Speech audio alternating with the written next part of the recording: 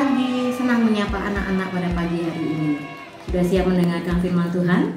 Mari kita nikmati bersama cerita pada pagi hari ini. Belen, kuda liar lembut hati. Di sebuah padang rumput di Jerman, tinggallah seekor kuda jantan putih yang sangat gagah. Bulunya putih bagaikan salju. Surainya panjang berombak seperti sungai yang mengalir. Otot-ototnya yang kekar dan tubuhnya yang tegap. Orang-orang memanggilnya Belen, artinya panah, karena larinya sangat cepat. Begitu banyak orang yang ingin menangkap dan menungganginya, tetapi mereka semua gagal. Belen terlalu cepat. Kalaupun ia berhasil dijerat dan ditunggangi, dalam sekejap saja ia akan melemparkan penumpangnya. Belen ini bersahabat dengan Jolie, seekor kuda betina di peternakan. Ia sering mengunjungi Jolie di malam hari ketika semua orang di peternakan sedang tidur. Suatu ketika, Belen bertanya kepada Jolie dengan penasaran. "Jolie, aku heran, kenapa kamu mau tinggal dengan manusia?" "Tinggal dengan manusia itu tidak seburuk yang kita duga," jawab Jolie. "Sungguh menyenangkan bisa memiliki sahabat, seperti Collie. Misalnya anak kecil pemilik peternakan itu selalu menjagaku bermain dan membawakan apel untukku." "Bermain, makan apel?" Terdengar sangat kekanak-kanakan. Ringkik Belen tertawa sambil membusungkan dada.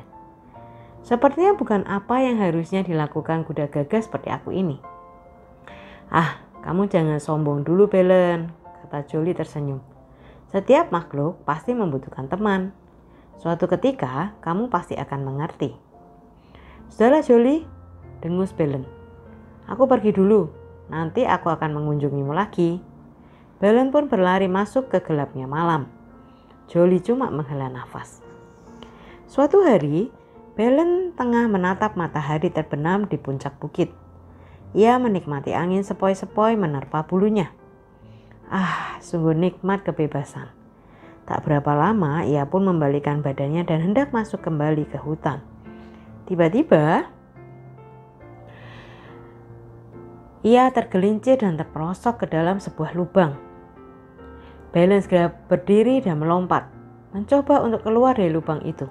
Tetapi sayang, bibir lubang itu sangat licin, sehingga ia tidak dapat menarik tubuhnya keluar dari lubang itu.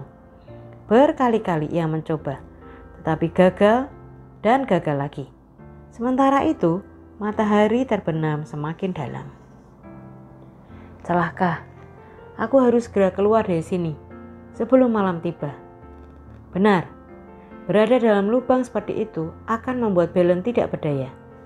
Jika para serigala datang, ia akan menjadi bulan-bulanan empuk. Jika ia tidak berada dalam lubang, ia bisa melawan dengan tendangannya yang kuat atau lari secepat kilat meninggalkan mereka. Tapi sekarang, suara lolongan panjang terdengar menggema di udara malam. Celaka, mereka pasti datang. Suara-suara lolongan itu semakin banyak dari segala penjuru. Suara langkah-langkah kaki terdengar di antara rerumputan. "Wah," kata sebuah suara, "lihat, siapa di sini?" Seekor serigala mengelongok ke dalam lubang itu. "Swart serigala," desis Belen. "Belen," kata Swart sinis, "dulu kamu selalu bisa lari dari kami. Sekarang waktunya kami untuk berpesta pora." Serigala-serigala itu mulai berdatangan. Mereka menggeram, memperlihatkan gigi-gigi mereka yang tajam. Di tengah keputusasaan Belen, tiba-tiba suara tembakan membuat serigala-serigala itu berpaling. Cahaya-cahaya obor mendekat dari kejauhan. Terlihat beberapa orang datang ke arah mereka. Orang-orang itu berteriak menghalau serigala itu. Seketika itu juga, kawanan serigala itu lari kocar-kacir meninggalkan Belen. Setelah kawanan itu berhasil dihalau, orang-orang itu mendekat ke lubang tempat Belen terperosok. Ternyata orang-orang itu adalah keluarga dari peternakan. "Jangan takut," kata bapak petani. "Kami akan mengeluarkanmu dari sana." Mereka kemudian turun mengikat tali ke tubuh Belen dan bersama-sama menariknya keluar.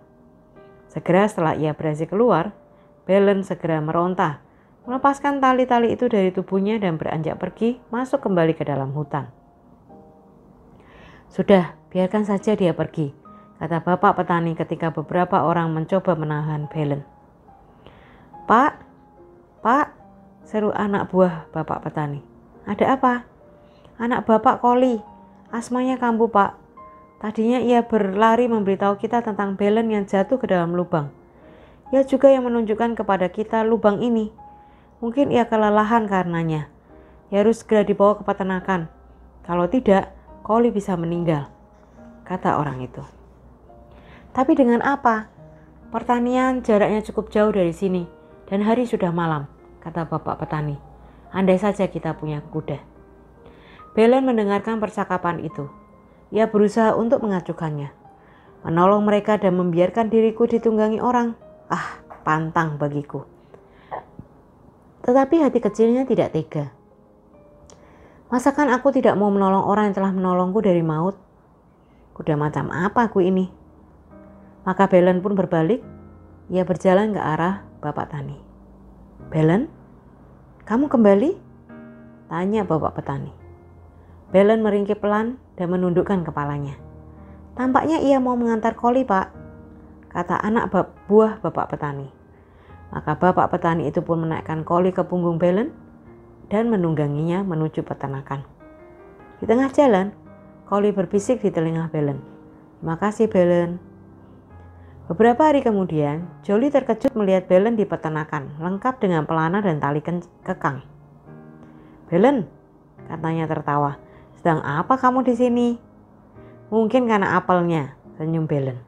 Meski begitu, di dalam hati Belen berkata, karena semua makhluk memerlukan sahabat. Nah, anak-anak, bersikaplah lemah lembut dan ramah pada orang lain. Titus 3 ayat 2b. Karena dengan demikian, kalian akan memperoleh banyak teman. Jangan kalian berbuat kasar dan menyakiti teman kalian. Karena itu hanya akan menjadikan kalian dijauhi oleh teman-teman kalian. Bersikaplah lemah lembut seperti Belen dan jangan keraskan hati kalian. Tuhan memberkati kita semua. Diambil dari rubrik masa kecil majalah Berita GKMI Desember 2014. Demikianlah cerita pada pagi hari ini. Semoga anak-anak semua diberkati dan makin semangat, makin setia untuk mengikuti Kristus setiap hari. Tuhan Yesus memberkati. To the left, to the right, turn around and jump. Let's praise Jesus.